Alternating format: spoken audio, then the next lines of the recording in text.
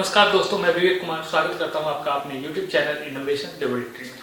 दोस्तों, ज्यादातर बिजनेस या तो सक्सेस होता है या फेल होता है। अगर फेल होता है तो इसकी पॉसिबिलिटीज क्या होती है और क्यों कोई भी बिजनेस फेल होता है, और अगर सक्सेस होता है तो इसकी पॉसिबिलिटीज क्या होती है और क्यों कोई बिजनेस सक्सेस होता है। तो ये आज का टॉपिक है और इसी पर हम लोग आज डिस्कस करने वाले हैं। सबसे पहले हम लोग शुरुआत में मेरे एक कलीग की बात करूंगा, जो मतलब कि मेरी बात हुई किसी से, तो वो एक MLM में वर्क कर रहा था। उसकी टीम भी बहुत अच्छी थी, बट वो ग्रोथ नहीं कर पा रहा था।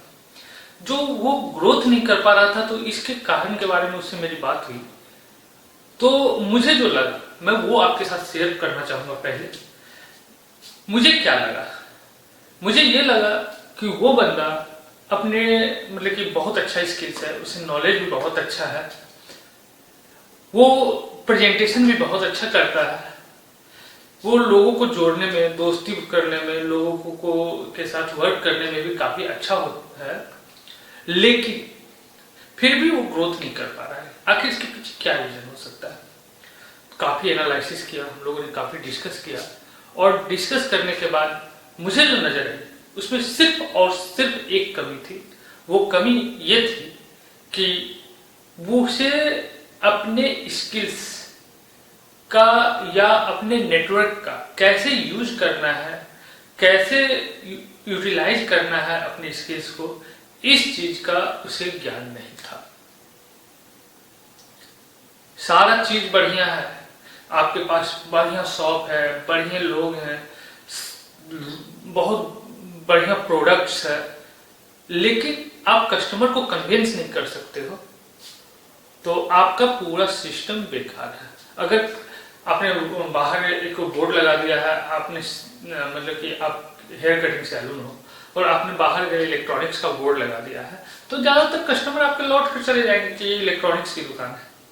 लेकिन जो झांक कर देखेंगे उन्हें लगेगा नहीं है, नहीं है, इलेक्ट्रॉनिक्स की दुकान नहीं है, वो आपकी दुकान में आएगा। तो आप ग्रोथ नहीं कर सकते हो। आपको ग्रोथ करने के लिए एक फोकस्ड वे में अपने रिसोर्सेस का यूटिलाइजेशन भी आना चाहिए। कुछ कमियां हर किसी में होती है, कुछ मतलब कि कोई ना कोई कमी होती है, और जब आप हर चीज में परफेक्ट होते हो, अच्छे होते, परफेक्ट करने का मतलब अच्छे होते हो, परफेक्ट कोई नहीं हो सकता, बट अच्छे होते हो, तो आपको अगर उस परफेक्शन का यूटिलाइजेशन समझ में नहीं आ रहा है कि कैसे यूटिलाइज करूं, कैसे लोगों को जोड़ूं, कैसे मैं इस अपने डेवलपमेंट के लिए, अपने सक्सेस के लिए अपने रिसोर्सेस का यूटिलाइज करूं, अगर ये चीज आपको नहीं आता, अगर आप में ये स्किल नहीं है, तो आप में कोई स्किल नहीं है। इस स्किल के लिए सबसे मेन इंपॉर्टेंट चीज है कि आपको अपने स्किल्स का यूटिलाइज करना आना चाहिए। दोस्तों, कैसे यूटिलाइज होता है स्किल्स, वो चीज का भी एग्जांपल दूंगा। जब रिलायंस का मोबाइल आया था, आप लोगों को शायद याद होगा, कुछ लोगों ने देखा होगा, या कुछ लोगों को याद नहीं भी हो सकता है, क्योंकि बहुत सारे लोगों ने नहीं भी देखा होगा। जब 2004 में रिलायंस आया था मार्केट में मोबाइल को लेकर, उसमें उन्होंने क्या किया, उनका एक स्लोगन था, कर लो दुनिया मुट्ठी में। लोग मजाक भी करते थे कि ये लोगों को बोल रहे हैं, तो ये लग रहा है कि लोगों को बोल रहे हैं कि दुनिया मुट्ठी में कर लेंगे, बट ये अपने लिए बोल रहे हैं। एक जोक फेमस हुआ था, काफी चल रहा था, हम लोग भी आपस में डिस्कस किया करते थे। और ये स्लोगन जो है, कर लो दुनिया मुट्ठी में, एक ऐसा पॉजिटिव स्लोगन निकला कि लोगों ने को लगा कि नहीं, ये नेटवर्क जो है, मुझे मतलब कि हर किसी के हाथ में उन्होंने मोबाइल फोन पकड़ा दिया। वो क्या करते थे, मोबाइल फोन केवल 500 रुपए में मिलता है। उसमें मल्टीमीडिया फोन की कीमत होती थी 15 से 20 हजार रुपए, लेकिन रिलायंस ने क्या किया, 500 रुपए में मल्टीमीडिया फोन हर हाथ में दे दिया, और उसके बाद उसका जो कॉस्ट है वो हर महीने के बिल में ऐड करने लगे, और वो मतलब कि जो फोन का कॉस्ट है वो भी उन्होंने रिकवर कर लिया।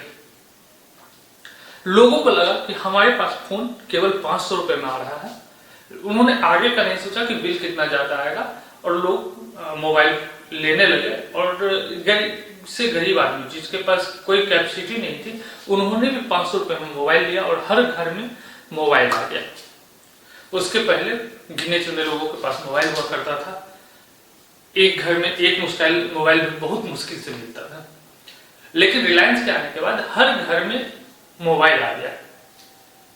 उसके बाद काफी समय तक निकला, उन्होंने बिजनेस को बढ़ाया, पोस्टपेड को प्रीपेड किया, सीडीएमए को जीएसएम किया, वगैरह वगैरह। फिर सडनली धीरू भाई अंबानी जी इस दुनिया में नहीं रहे और दोनों भाइयों यानी कि अनिल अंबानी और मुकेश अंबानी में शायद बंटवारा हुआ और बंटवारे के बाद रिलायंस की जो टेलीकॉम इंडस्ट्री थी वो छोटे भाई के हाथ में गई। तो कुछ एग्रीमेंट था, कुछ सालों तक बड़े भाई यानी कि मुकेश अंबानी टेलीकॉम सेक्टर में नहीं आ सकते। उसके बाद टेलीकॉम छोटे भाई का बिजनेस एक्सपीरियंस शायद इतना अच्छा नहीं होगा या कुछ प्रॉब्लम्स होगी उनके साथ या ओवर कॉन्फिडेंस भी हो सकता है। उनका बिजनेस बड़े भाई के लेवल से अगर देखा जाए तो काफी नीचे चला गया और बड़े भाई का बिजनेस ग्रोथ करने लगा, यानी कि मुकेश अंबानी का बिजनेस ग्रोथ करने लगा। फिर जब टर्म्स पूरा हुआ कि मुकेश अंबानी के साथ कि वो टेलीकॉम सेक्टर्स में नहीं आ सकते, ये टर्म्स जब एंड हुआ तो वो टेलीकॉम सेक्टर्स में आए और इस बार वो आए रिलायंस के जियो नेटवर्क के साथ। उन्होंने क्या किया, देखिएगा कैसे यूटिलाइज करते हैं लोग अपनी स्किल्स को, कैसे यूटिलाइज किया जाता है, ये चीज मैं आपको बताने की कोशिश कर रहा हूं। इस बात से उन्होंने जियो को 1 महीने के लिए फ्री कर दिया कि जितने भी लोग हों वो जियो से जुड़े 1 महीने उसका नेटवर्क यूज करें, ताकि लोग समझ में आए लोगों को कि 4G कनेक्शन क्या होता है और इसको कैसे यूज किया जा सकता है, इंटरटेनमेंट के पर्पज से हो या टेक्निकल पर्पज से हो, नॉलेज के पर्पज से हो या फिर मतलब कि एजुकेशन के पर्पज से हो, जो भी पर्पज जो भी हो। रिलायंस ने हर हाथ में इस बार फिर से एक बार जियो का सिम दिया और 1 महीने फ्री कर दिया। लेकिन लोगों को लगा कि 1 महीने में फिर तो सिम चेंज करना पड़ेगा, 1 महीने फ्री में लेकर क्या करेंगे। लोगों ने सिम तो लिया, लेकिन जो प्रोस्पेक्टिव नंबर्स ऑफ यूजर थे मुकेश अंबानी के लिए वो अचीव नहीं कर पाए शायद। तब उन्होंने क्या किया, उन्होंने फिर से रिलायंस को 3 महीने के लिए फिर से फ्री कर दिया जियो को। अब 3 महीने किसी नंबर को यूज करने के बाद 3 महीने तक इंटरनेट यूज करने के बाद, अनलिमिटेड इंटरनेट यूज करने के बाद लोगों को मतलब कि आपने वो नंबर काफी जगह डिस्ट्रीब्यूट हो चुका होता है, लोगों के लिए नंबर चेंज करना काफी मुश्किल होता है। 1 महीने के बाद तो फिर भी कर लेंगे क्योंकि नंबर उतना चेंज नहीं होगा, लेकिन 3 महीने के बाद लोगों के लिए नंबर चेंज करना काफी मुश्किल हो जाता है। तो लोगों की मजबूरी होगी रिलायंस जियो को यूज करने की। फिर बहुत सारी कंपनियां आई, बट रिलायंस जियो ने 3 महीने के बाद चार्ज लेना शुरू किया और फिर वो जियो का मार्केट में टिकी रही और आज शायद नंबर 1 कंपनी बनी हुई है। एयरटेल भी है, लेकिन एयरटेल को पछाड़कर जियो काफी आगे निकल चुकी है। अगर सेगमेंट की बात करें कि कौन से सेगमेंट में कौन सी कंपनी चल रही है, तो जो कॉर्पोरेट सेक्टर्स है यानी कि जो बड़े बिजनेसमैन लोग हैं वो यूज कर रहे हैं, आज भी एयरटेल यूज कर रहे हैं। लेकिन जो एयरटेल यूज कर रहे हैं उनके पास एक जियो का सिम जरूर है। जो जियो यूज कर रहे हैं उनके पास सिम है या नहीं है वो मैटर नहीं करता, लेकिन जो एयरटेल यूज कर रहे हैं उनके पास एक जियो का सिम जरूर है। तो उन्हें पता था कि इंडिया में अगर मैं फ्री बांटूंगा तो लोग लेंगे और लेने के बाद जब उनको आदत लग जाएगी तो वो मुझे छोड़ नहीं पाएंगे।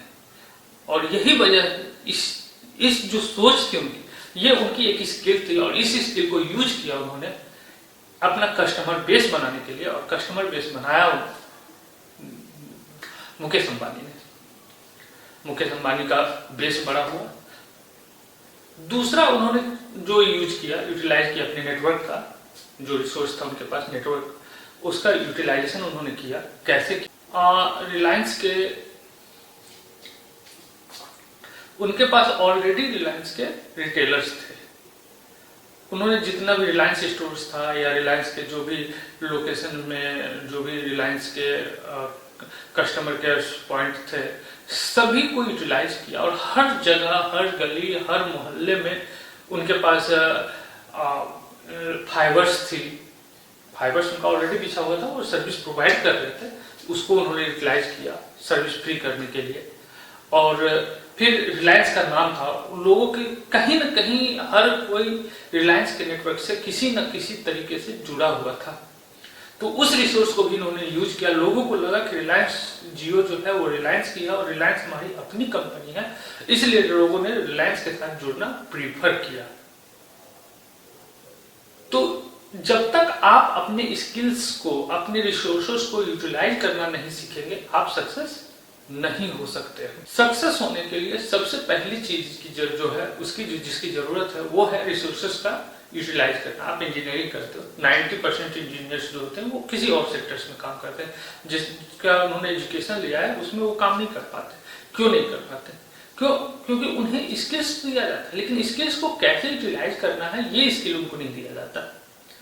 और यही वजह है कि आप देखेंगे कि सिविल इंजीनियरिंग कर लिया, बैंक में जॉब कर रहा है, मार्केटिंग में जॉब कर रहा है, किसी शेयर मार्केट की कंपनी में काम कर रहा है, किया हुआ इंजीनियरिंग, चाहे वो कंप्यूटर साइंस से हो, इलेक्ट्रॉनिक्स से हो, आईटी से हो, बट वो कहीं ना कहीं अपने सेक्टर्स को छोड़कर किसी और सेक्टर में जॉब कर रहा है। क्यों? क्योंकि उनको जो स्किल दिए, आप बहुत बढ़िया इंजीनियर बना दिए, लेकिन उनको ये स्किल नहीं मिला कि वो उस इंजीनियरिंग को कहाँ यूटिलाइज करे, कैसे यूटिलाइज करे। और जो इसको समझ पाते हैं वो अपने सेक्टर में जॉब करते हैं और अच्छे पोस्ट पर जॉब करते हैं। तो दोस्तों, सबसे बड़ी बात है स्किल्स को जानना कि आपको अपना रिसोर्स कैसे यूज करना है, कब यूज करना है, कितना यूज करना है। अगर आप मल्टी लेवल मार्केटिंग में हो और आपके पास एक अच्छा नेटवर्क ग्रोथ हो गया है, एक अच्छा नेटवर्क बन गया है, आप उसका यूटिलाइजेशन अपने ग्रोथ के लिए नहीं कर पा रहे हो, तो आपका ये स्किल बेकार है।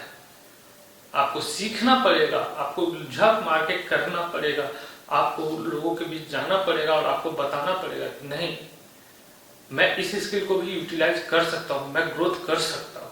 और तब आप अपने बिजनेस में, अपने गोल्स में या जो भी आप करना चाहते हैं वहां पे आप सक्सेस करेंगे। तो दोस्तों, आज का वीडियो मैं यहीं एंड करता हूँ। Thank you.